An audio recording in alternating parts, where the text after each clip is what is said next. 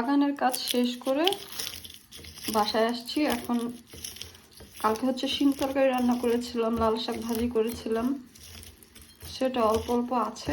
চিন্তা করলাম আজকে রান্না বান্না করবো না, দুপুরের জন্য একটু ভর্তা করে ফেলে এটা দিয়ে খাওয়া হয়ে যাবে। আর বিকালে আমরা অন্য কিছু খাবো, সেটাই করছি। একটু ঢেঁড়স সিদ্ধ করেছি, একটু আলু সিদ্ধ করেছি, এটাকে এখন মাখিয়ে নেব। আর ধনিয়া পাতাও দেখেন ফ্রোজেন, যদি আরেকটু বড় হতো ধনিয়া পাতাগুলো নিয়ে আসতাম। যাই হোক, ফ্রোজেন দিয়ে কাজ চালাই, ভর্তাগুলো বানাই আমি। ভর্তার জন্য আলাদা করে রেখেছি, আর বাকিটা ঢেঁড়সে আমি মিক্স করে নিই।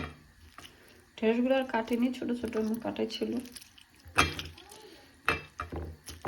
সুন্দর করে মাখিয়ে নিই। ঢেঁড়স ভর্তা আমার অনেক মজা লাগে, মানে ঢেঁড়স দিয়ে শুটকি রান্না করলে মজা লাগে, ঢেঁড়স ভাজি করলে মজা লাগে, ঢেঁড়স কোনো মাছ দিয়ে তরকারি রান্না করলে মজা লাগে, ঢেঁড়স ভর্তা করলে মজা লাগে।